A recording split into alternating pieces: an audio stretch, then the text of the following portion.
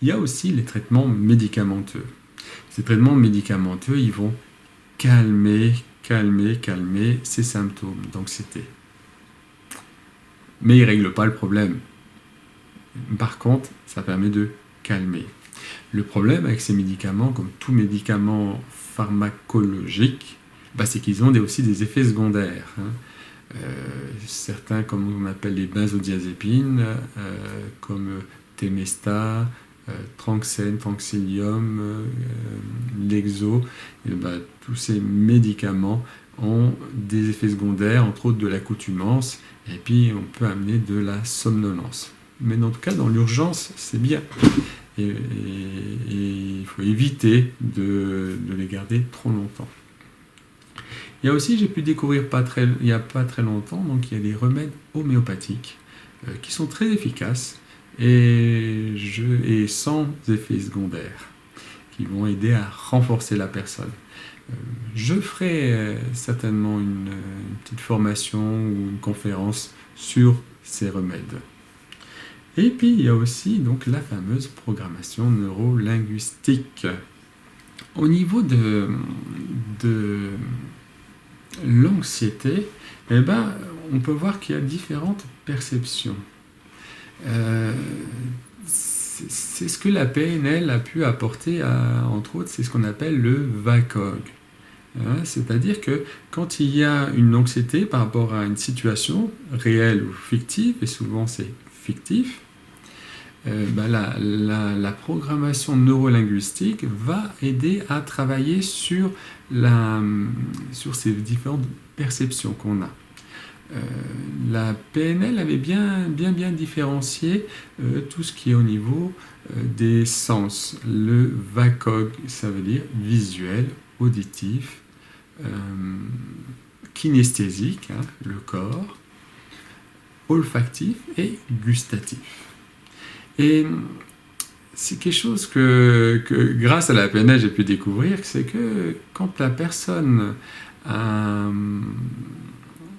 vit une anxiété, c'est d'aller voir un peu plus loin comment elle perçoit son anxiété. Par exemple, au niveau visuel, est-ce qu'elle a des images ? Tiens, oui, je vais avoir un souci avec mon chef, mon patron, l'entretien, ça va mal se passer. Ok, comment tu sais que ça va être difficile, entre autres ? Je vais voir des images de mon chef qui est tout rouge, tout fâché, qui est en train de faire une grimace et tout. Ça serait intéressant de pouvoir poser la question, mais l'image de ton chef, tu le vois en couleur ou en noir et blanc, par exemple, Et la taille de l'image, est-ce qu'elle est grande ou petite ? Est-ce que tu es dans l'image ou est-ce que tu vois l'image juste à travers tes yeux c'est-à-dire tu le vois à travers tes yeux ou tu te vois dans l'image ? Et au niveau auditif, ton chef qui va t'engueuler, qu'est-ce que tu entends ? Est-ce qu'il y a un son ? Est-ce que tu entends sa voix ? Est-ce que tu entends une musique ? Une musique difficile. Tan, tan, tan, tan, tan, tan, tan. Ouh, ça refroidit. Ok. Voilà. Est-ce que tu entends aussi, cette fameuse petite voix intérieure ? Est-ce que tu te dis quelque chose ? Je suis pas bon, je suis pas capable, j'ai pas confiance en moi, ça va mal se passer, toute cette petite voix intérieure pendant que tu penses à cette situation. Au niveau kinesthésique, ça c'est très intéressant. Quelles sont les sensations que la personne perçoit ? Donc on a pu voir des tremblements, de la tension musculaire, une boule à la gorge, dans la poitrine, vraiment de voir quelles sensations. Ça peut être aussi une sensation de chaud ou de froid. Voilà. Au niveau olfactif, est-ce qu'il y a une odeur quand la personne pense à cette situation ?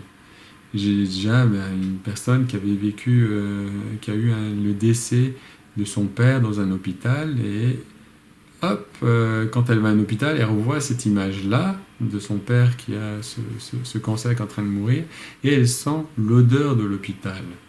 Cette odeur désagréable. Berk. Voilà. Au niveau gustatif aussi, est-ce qu'il y a un goût qui monte à la bouche, hein?